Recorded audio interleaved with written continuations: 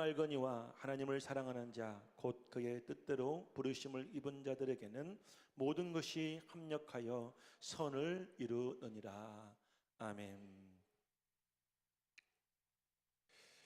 설교에 앞서서 한 가지 전달해 드릴 말씀을 전해 드리겠습니다.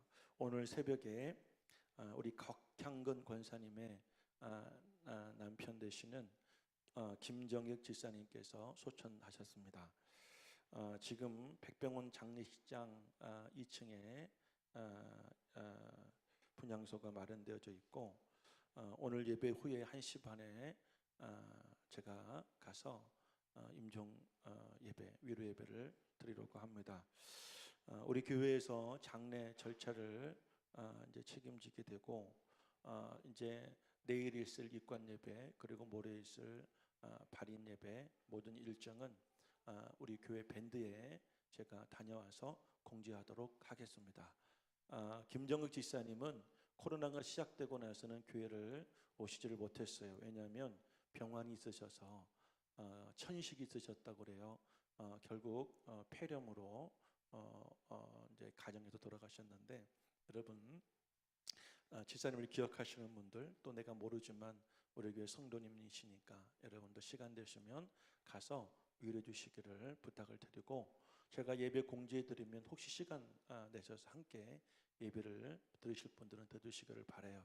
제가 오늘 아침 백병원에 전화를 드렸더니 50명 내에는 함께 공간에 있어도 되고 그리고 예배도 가능하다고 하니까 최소한 피해를 주지 않도록 예배를 드리도록 하겠습니다. 그리고 이 자리에는 우리 신찬호 형제가 함께 예배를 드렸는데요. 2주 전에는 우리 찬호 형제의 어머니께서도 소천을 하셨습니다. 지금 아직도 마음이 힘들고 정말 힘든 슬픈 마음을 붙잡고 있을 우리 찬호 형제를 오늘 예배를 마치시고 돌아가실 때 여러분들이 한 번 더 위로해 주시고 또 격려해 주시고 우리 영적 믿음의 공동체 가정인 꿈의 교회 안에서 우리 찬호 형제 더욱더 힘을 얻고 또 용기를 얻을 수 있도록 여러분들이 믿음의 형제가 되어주시고 또 부모님이 되어주시기를 부탁을 드리겠습니다. 오늘 본문의 말씀을 통해서 우리의 연약함을 도우시는 성령님 그리고 부모님이라는 말씀 제목으로 하나님 말씀을 전하겠습니다. 얼마 전 서울에 있는 반포 우리 한강공원에서 실종됐다가 5일 만에 순짐체로 발견된 우리 22살의 대학생 손정민 군의 발인이 지난 5일에 있었습니다. 천주교 신자인 이 손정민 군의 아버지가 이 발인식에서 편지를 낭독했는데 여러 이야기 가운데 이렇게 말을 했습니다. 정민이는 하늘이 내려주신 선물이라고 늘 생각했다. 내가 없다면 우리는 행복이라는 단어의 의미를 몰랐을 거야.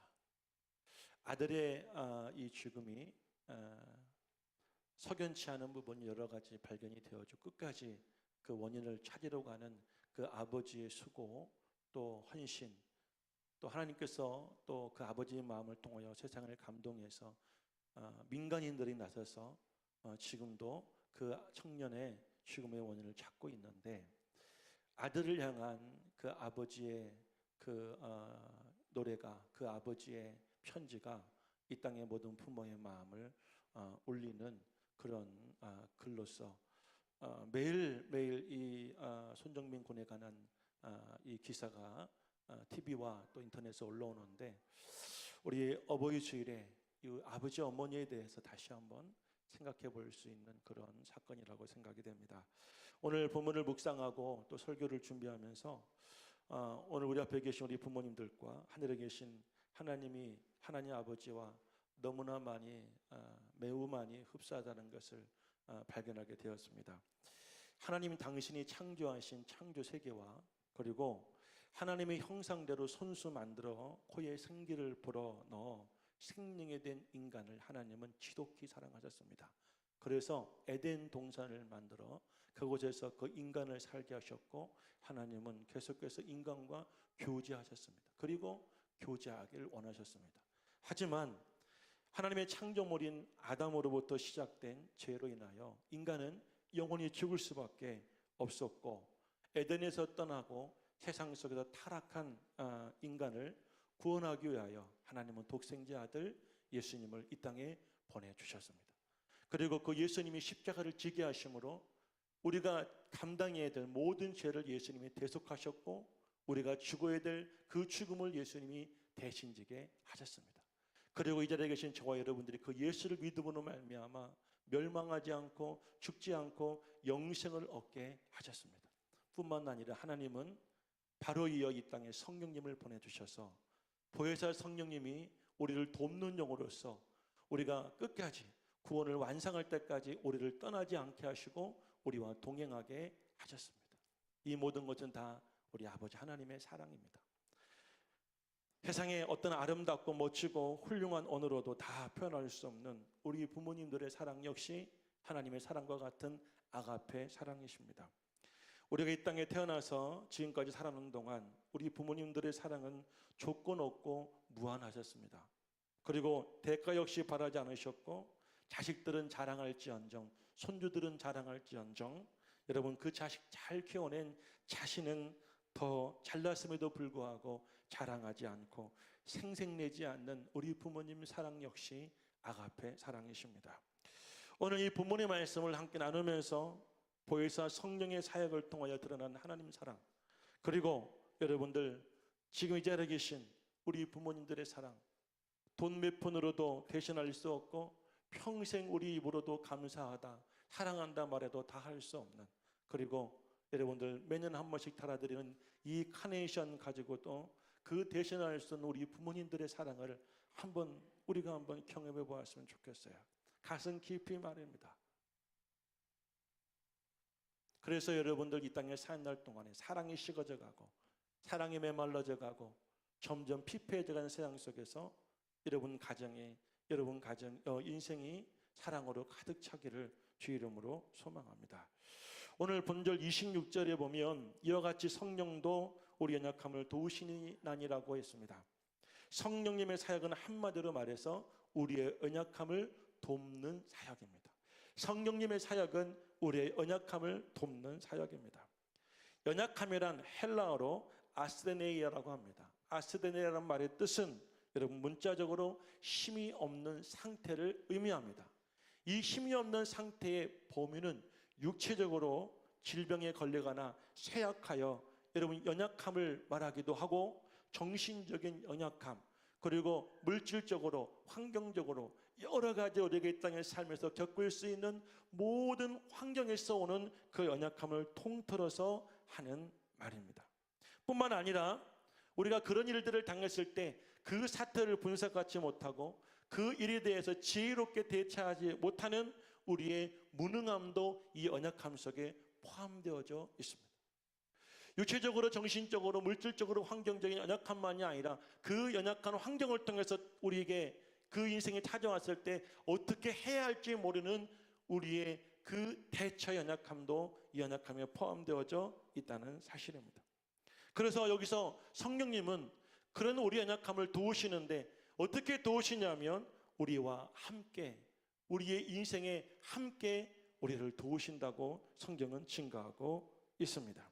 사랑하는 여러분, 성령님의 사역과 우리 부모님의 사역은 너무나 유사합니다.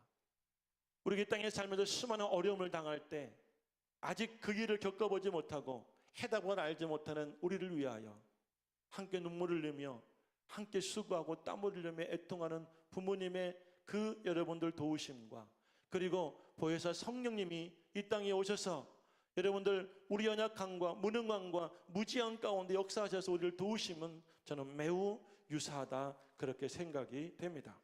그러면 구체적으로 성령께서 우리를 어떻게 도우실까요? 첫 번째로 성령님은 우리를 위하여 간구하십니다.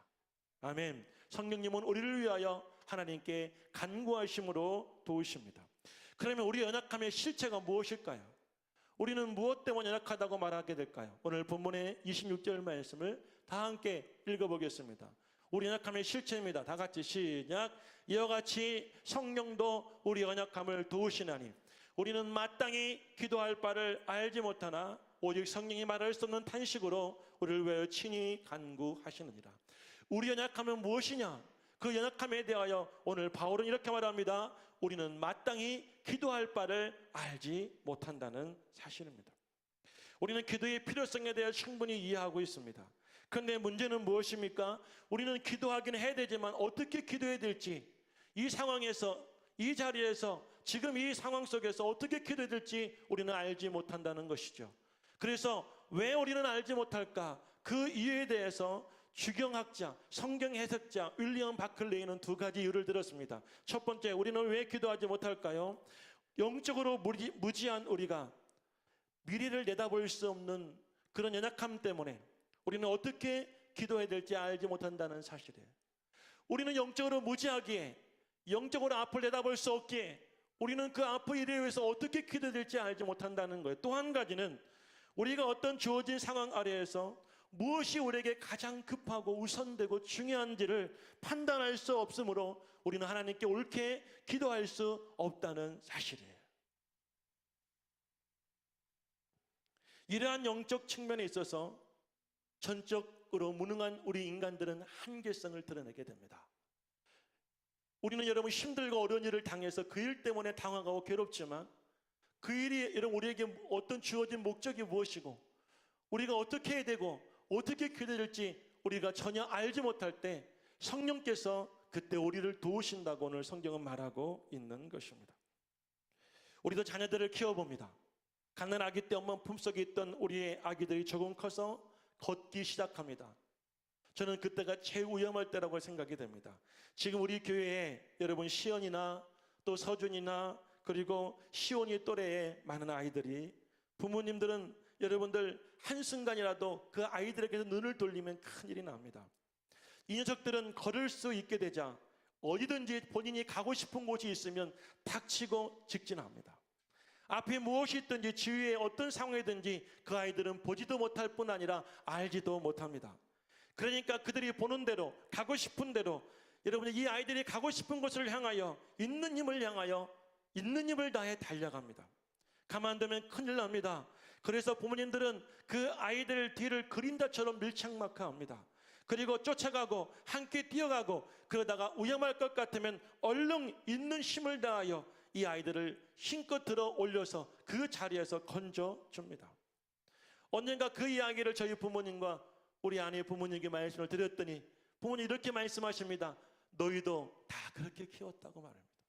너도 다 그렇게 컸다고 말입니다. 사실 너무 어린 시절이라 우리의 기억이 남아있지 않습니다. 하지만 우리가 기억하지 못한다 하여서 그 사실마저 없었던 것은 아니지 않습니까?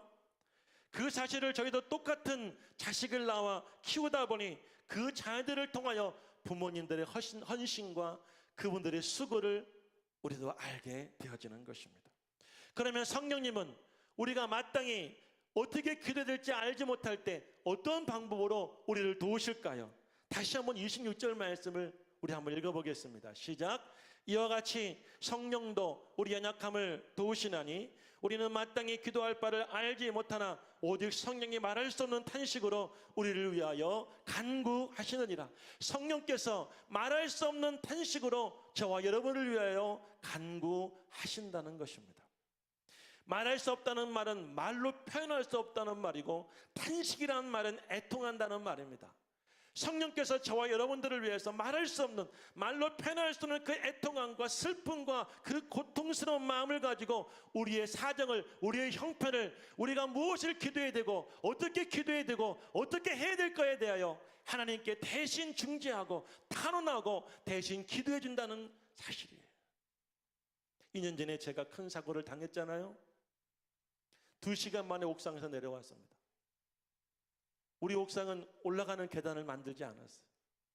어떻게 내려갈지, 구급대원이 왔는데 막상 응급처치했는데 내려갈 수가 없어서 저를 내려줄 수 있는 사람들을 데려오는데 1시간이 넘게 걸렸습니다. 2시간 만에 내려서 천안 당국대병원에 응급실에 들어갔습니다. 만 하루 만에 제가 수술하게 되었는데 무슨 일이 나는 저는 그 하루의 기억은 없습니다. 얼마나 아프고 고통스러웠던지 저는 오직 그 고통과 통증과 그 아픔과 저는 싸웠습니다.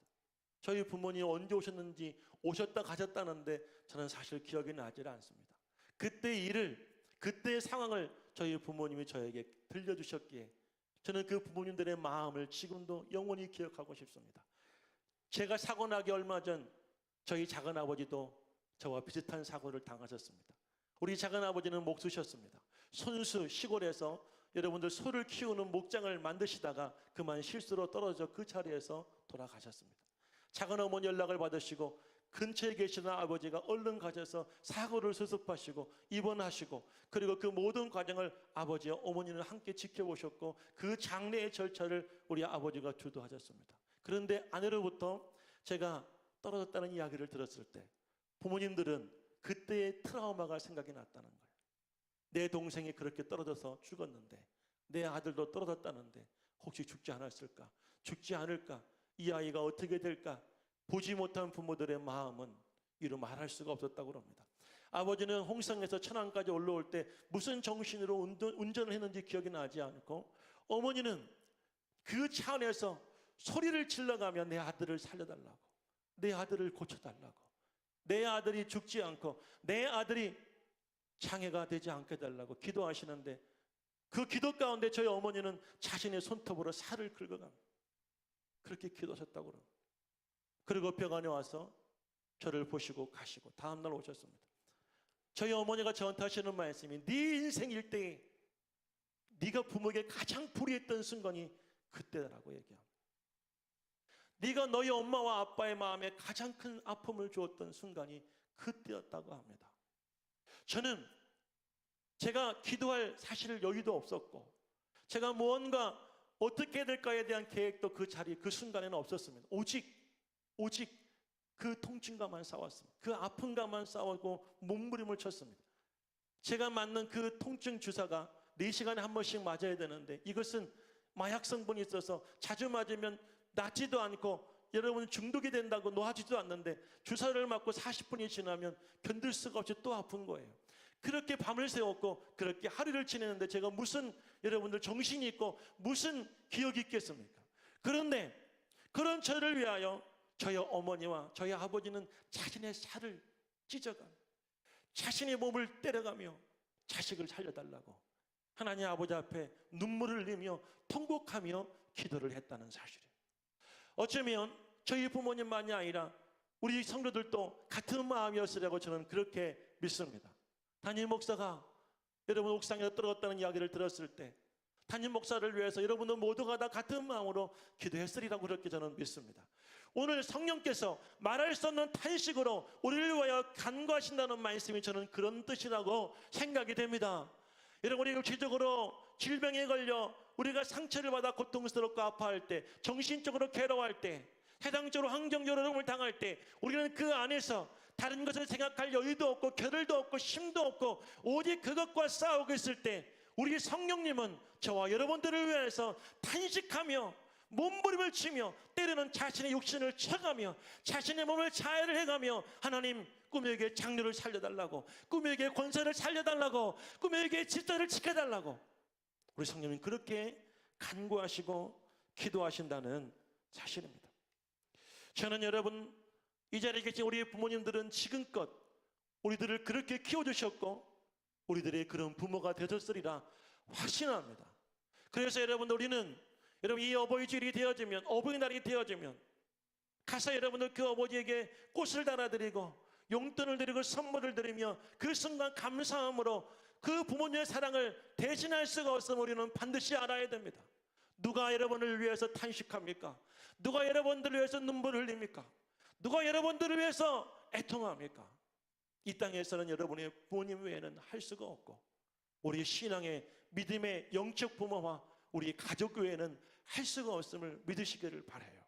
그리고 하나님께서는 그런 우리의 약함을 아시고 그런 상황 속에서 하나님을 홀로 내버려 두지 않으시고 이 땅에 보혜사 성령을 보내주셔서 저 여러분들을 위하여 탄식하며 애통하며 슬퍼하며 눈물을 흘리며 하나님 앞에 중보하고 탄원하며 기도하시는 분이 우리 하나님 아버지심을, 성령님이심을 믿으시길 주의 영으로 축복합니다.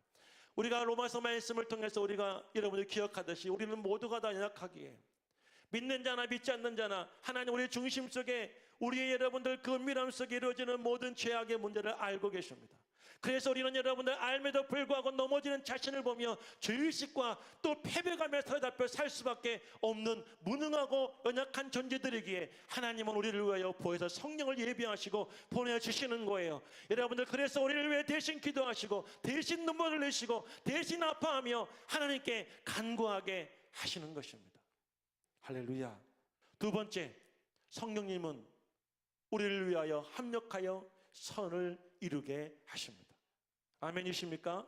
자, 우리가 예수를 믿으며 한 번쯤은 들어보셨을 말씀인데요, 오늘 본문의 28절 말씀을 다 함께 읽어보겠습니다. 28절 다 같이 시작. 우리가 알거니와 하나님을 사랑하는 자 곧 그의 뜻대로 부르심을 입은 자들에게는 모든 것이 합력하여 선을 이루느니라. 아멘. 자, 여러분들, 여기서 선을 이룬다는 의미가 뭔지 아십니까? 아마 이제까지 저와 여러분들은 선을 이룬다는 말의 의미를 이렇게 생각할 수 있어요. 여러분들, 지금은 비록 힘들고 어렵고 고통스럽고 괴로운 일들이 많지만 합력한 하나님께 우리를 성공하게 하신다. 우리에게를 만사 형통하게 하신다. 그리고 수고의 열매를 맺게 하신다고 우리는 그렇게 알고 계셨을 거예요. 그런데 이 원어를 보게 되면 이 선을 이룬다는 말은 아가돈이란 말입니다. 이 아가돈이란 말의 뜻은 어떤 뜻이냐면, 하나님은 성령을 보내셔서 우리를 모든 일을 합력하여 선을 이루시는데, 이 선이란 것이 무엇이냐? 완전한 구원을 말하는 거예요. 완전한 구원. 다시 말해서 우리가 여러분들 하나님 앞에 서는 그 순간까지 성령님은 끝까지 우리를 도우시고 우리를 하나님께 인도하신다는 이야기가 선을 이룬다는 말이에요. 물론 우리는 여러분, 이 말씀 이 땅에 살면서 비록 지금 힘들고 어려울 때 하나님을 사랑하고 뜻대로 부르심을 입은 자들에게는 하나님이 모든 일을 합력하여 우리에게 위로해 주시고 또 우리를 형통하게도 하시고 또 우리에게 여러분들 그 고난 속에 기쁨을 주시고 수고 열매를 맺게 하신다고 우리는 믿어도 의심치 않습니다마는, 이 성경의 올바른 해석에 의하면 이 선이라는 것은 무엇이냐? 완전한 구원을 말하는 거예요. 믿으시면 아멘 할 수 있기를 주 이름으로 간절히 축원을 드립니다. 그런데 여러분들, 조건이 있습니다. 우리가 성령님의 도우심을 받고 이 완전한 구원을 받기 위해서는 여러분, 어떤 사람이 그 은혜를 입을 수 있느냐? 오늘 본문에 보니까 하나님을 사랑하는 자 곧 그 뜻대로 부르심을 입은 자들에게라고 제안을 하고 있습니다. 일찍이 이스라엘을 출애굽시키고 40년 동안 광야길을 인도한 여러분 모세는 이스라엘 광야에서 태어난 세대에게 설교하는 말씀, 신명기 말씀 6장 5절에 이렇게 말씀하고 있습니다. 너는 마음을 다하고 뜻을 다하고 힘을 다하여 내 하나님을 사랑하라. 할렐루야. 오늘 본문의 말씀과 같은 말씀이에요. 하나님을 사랑하는 자, 하나님의 뜻대로 부르심을 받고 뜻대로 사는 자들은 하나님의 성령님을 통하여 모든 일이 합력하여 완전한 구원에 이르게 하시는 거예요. 그런데 신명기 6장 말씀에 보니까 우리가 마음을 다하고 뜻을 다하고 힘을 다하여 주 하나님을 사랑하면, 여러분과 제 하나님을 사랑하게 되면 하나님은 어떤 축복을 약속하셨느냐? 하나님이 약속하신 가나안 땅에 들어가게 하시고 또 그 땅을 차지하게도 하시며, 그리고 그 땅에서 내 생명이 장구하리라. 뿐만 아니라 내가 건축하지 않은 크고 아름다운 성읍을 내가 얻게 될 것이다. 내가 채우지 아니하는 아름다운 물건이 가득한 집을 얻게도 하시며, 내가 파지 아니한 우물들도 얻게 하시고, 그리고 내가 심지 않은 포도나무와 그리고 감람나무를 차지하게 하여 내게 배불리 먹게 하리라. 신명기 6장 1절에 11절의 말씀이에요. 우리는 마음을 다하고 뜻을 다하고 힘을 다하여 주 너희 하나님을 사랑하면 약속의 땅 가나안에 들어가고 그 땅을 차지하고 여러분 그 땅에서 영원히 장구하게 될 것이고, 그 집을 차지하고 그 집의 모든 물건도 내 것이 될 것이고, 파지 않은 우물도 내 것이 될 것이고, 심지 않은 나무도 내가 열매를 먹게 되리라는 말씀처럼, 오늘 바울은 우리가 하나님을 사랑하고 뜻대로 살 때 모든 일이 합력하여 선을 이룰 것이다 라고 이야기합니다. 그런데 문제가 있습니다. 무엇이 문제입니까? 이 로마서의 문맥이 한결같이 우리에게 여러분들 증명하는 것이 무엇이냐면, 우리는 마음은 원하지만 머리는 알지만 우리 육신은 약하다는 사실이에요. 우리가 하나님을 사랑한다는 건 누구도 잘 알고 있습니다. 그리고 하나님 뜻을 살아야 된다는 사실은 저와 여러분 모두가 다 인정하고 있지만, 우리의 한계, 육신의 연약함은 우리를 여러분 하나님의 뜻대로 살지 못하게 하고 하나님이 아닌 다른 세상을 더 사랑하게 하는 그런 연약한 삶으로 살게 한다는 사실이에요. 그러다 보니까 실패합니다. 넘어집니다. 그래서 우리는 여러분 패배주의, 그리고 여러분 우리는 죄의식 속에 살아갈 수밖에 없었던 것입니다. 그래서 하나님께서는 그런 우리의 연약함을 너무나 잘 아시기에 우리를 위하여 보혜사 성령님을 보내주셨습니다. 보혜사란 여러분들 무슨 뜻이냐면 부르심을 받아 내 곁에 와서 계신 분이라는 그런 뜻입니다. 그래서 여러분 이 보혜사를 가장 잘 이해할 수 있는 두 가지 설명이 있습니다. 첫 번째 설명은 무엇이냐면 어린아이가 걸음마를 시작할 때 아이가 걷다가 쓰러지고 넘어지게 됩니다. 그러면 어머니는 그 아이를 정죄하지 않습니다. 그리고 아이에게 뛰어 이렇게 말합니다. 와, 너무 잘했다. 와, 우리 아들 우리 딸 대단하다. 그 아들과 딸의 손을 잡아주고 다시 이렇게 세워주고, 그리고 한 발짝 데려가서 이렇게 말합니다. 한 번, 다시 한 번, 또 걸어봐, 또 걸어봐. 또 넘어지면 똑같이 반응합니다. 또 반응합니다. 그렇게 수백 수천 번 넘어지다 보면 그 아이는 스스로 걷게 되는 것이에요. 보혜사의 역할이, 여러분 우리가 하나님을 사랑할 수가 없게 되어지고 뜻대로 살 수 없게 되어질 때 우리를 책망하는 것이 아니라, 정죄하는 것이 아니라, 그래도 괜찮다, 잘하고 있다, 너는 할 수 있다 라며 우리에게 희망과 소망과 위로를 줍니다. 그리고 다시 한번 우리에게 한 발자국 뒤로 가서 이렇게 말합니다. 일어나라, 걸어보아라, 다시 나가보아라고 말입니다. 그래서 우리 스스로가 걷게 하고 우리 스스로가 하나님께 나아가게 돕는 영이 바로 보혜사 성령입니다. 뿐만 아니라 이 보혜사란 말은 어떤 의미로 사용되어지냐면 한 사람이 무거운 짐을 지고 여러분 길을 걸어가는데 더 이상 여러분 그 길을 걸어갈 수가 없게 되어주는 거예요. 그때 갑자기 어떤 사람이 오더니 그 짐을 대신 들어주고 같이 그 길을 걸어가는 거예요. 요즘에 강철부대라고 하는 그런 프로를 보십니까 여러분? 우리나라의 최고의 특수부대를 제대한 분들이 나와서 서로 여러분들 경합을 하는 프로그램이에요. 지난주에 10km 여러분들을 군장을 메고 구보를 하는 그런 데스매치가 있었어요. 그런데 젊은이들로 구성되어진 이 부대가 한 여러분들 젊은 이 제대한 군인이 첫 번째 여러분들 테스트에서 어깨를 다칩니다.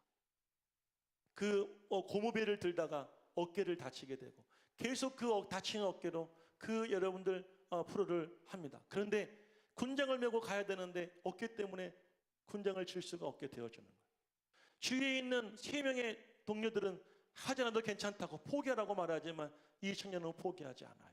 그리고 끝까지 군장을 메고 가려고 합니다. 그때 그 전우가 여러분 자신의 군장과 이 친구의 군장을 메어줍니다. 그리고 여러분들 함께 그 길을 걸어가 줍니다. 저는 그 프로그램을 보면서 그 아이들 때문에 울었습니다. 여러분들 정말 너무나 잘하고 너무나 여러분들 정말 훌륭한 그런 군인들 보면서 감동한 것이 아니라 서로 도와주며 그 불가능한 속에서도 서로 의지하게 하고 끝까지 그 길을 걸어갈 수 있도록 옆에서 전우가 되어준 그 젊은이들을 보며 함께 울고 함께 감동합니다. 성령님은 바로 그런 존재입니다. 내가 아파서 군장을 맬 수가 없어요. 내 짐을 맬 수가 없어요. 내가 힘들어 도저히 걸어갈 수가 없어요. 그때 성령님은 내 짐을 대신 들어줍니다. 그리고 내 손을 잡아줍니다. 그리고 내 뒤에서 나를 밀어줍니다. 포기하지 말고 끝까지 그 길을 걸어가라고요. 모든 것이 합력한다는 말이 바로 그런 말입니다. 우리는 성령님께 모든 인생을 맡기고 가만히 편히 서서 내가 천국에 갈 수는 없습니다. 우리에게 주어진 인생을 우리는 다 완주해야 됩니다. 하드바울의 믿음의 고백처럼 우리는 달려갈 길을 다 가고 선한 싸움을 싸우며 믿음을 지켜야 되는 것이 우리들의 신앙이고 여정이고 인생입니다. 그런데 우리는 어깨가 아프고 다리가 아프고 힘이 들고 우리는 너무나 여러분들 연약하여 걸어갈 수가 없고 완주할 수 없을 때 그때 성령께서 오셔서 우리에게 힘을 줍니다. 밀어주십니다. 우리의 무거운 군장을 대신 져주십니다. 그리고 끝까지 그 길을 가도록 격려하고 권면해 주시는 역할을 합니다. 우리는 때로는 우리 인생의 짐이 너무나 무거울 때 이런 생각하죠. 야, 그만하고 싶다.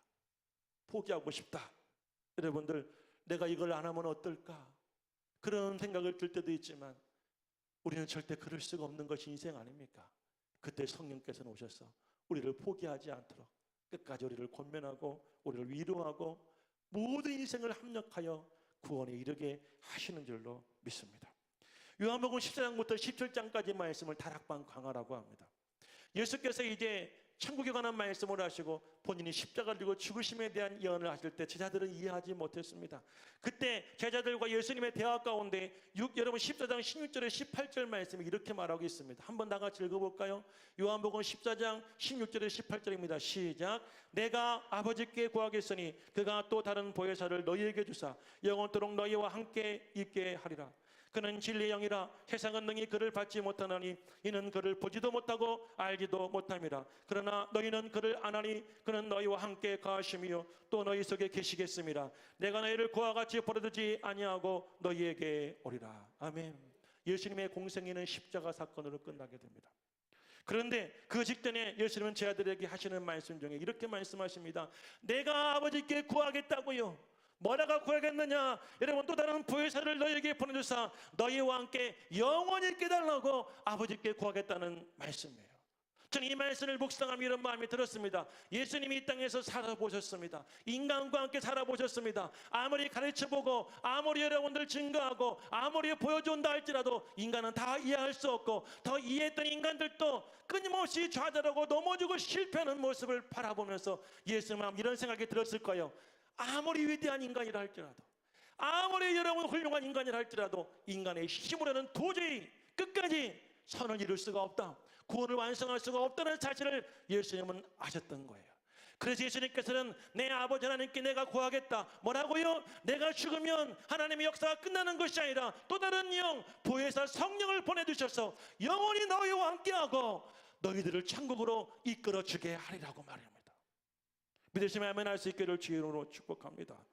할렐루야. 오늘 예수님의 말씀처럼 성령은 우리 눈에 보이지 않게 겉으로 드러나지는 않습니다. 지금 우리는 보이지는 않습니다. 하지만 여러분 인생을 돌아보십시오. 신앙을 돌아보십시오. 우리 성령님은 우리가 수도 없이 넘어지고 수도 없이 좌절하고 수도 없이 영적으로 방황하고 낙심할 때 괜찮아, 잘했어, 다시 일어나, 할 수 있어. 그리고 우리를 일세워줍니다. 세상은 우리를 손가락질하고 비난할지 몰라도 성령님은, 하나님은 우리를 비난하지 않습니다. 칭찬하십니다. 그리고 우리가 여러분 힘든 걸음을 걸어갑니다. 아픈 어깨에 무거운 짐을 지고 한 걸음 한 걸음 죽을 힘을 다해 걸어갈 때 언제 오셨는지 성령님은 오셔서 우리의 짐을 대신 져주시고 밀어주시고 손잡아주시고 끝까지 완주하게 하시는 것입니다. 예수님은 그 사실을 아셨기에 하나님께 그 사실을 구하고 이 땅에 성령님을 보내주셔서 여러분 곁에서 지금도 여러분을 돕게 하시는 줄로 믿습니다. 사랑하는 여러분들, 저는 이 성령님의 역사를 보면서 이 세상에 우리가 이 땅을 살아갈 때에 하나님이 우리에게 보혜사 부모님들을 보내주셨다고 생각이 됩니다. 부모님들은 평생을 사시며 사랑하는 자식들을 위해서 있는 것 없는 것 아낌없이 다 퍼줍니다. 그리고 자식들을 위해서라면 자신의 목숨 아끼지 아니하고 여러분을 다 내어두십니다. 특히 어머님들은 결혼 직전까지 자신들의 이름을 갖고 자신들의 직업도 갖고 자신들의 꿈을 갖고 사시다가 결혼하시고 하나둘 자녀들을 낳게 됩니다. 그때부터 평생 이름도 잃어버리고 꿈도 버리고 그 자녀들의 엄마로 살아갑니다. 제가 시골에 가잖아요. 제가 시골에 가면 동네 어르신들이 저를 아십니다. 우리 부모님들이 목회를 맡으시고 시골집에 들어가 사시는데 동네 분들이 지나갈 때 여러분들 저희 부모님들 어떻게 부르시냐면 아이고 원식이 엄마, 원식이 아빠라고 하십니다. 우리 어머니 아버지들 이름이 있는데 그분들은 우리 엄마 아버지 이름은 모르고 제 이름만 아십니다.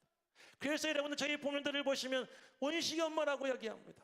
우리 어머니는 저를 낳고 어머니 이름을 잃어보시고 저를 위해 사셨습니다. 여러분 이 자리에 계신 장로님, 권사님들도 마찬가지예요. 여러분의 집에 계신 부모님들도 어쩌면 이미 세상을 떠나신 부모님들도 그렇게 세상을 사신 거예요.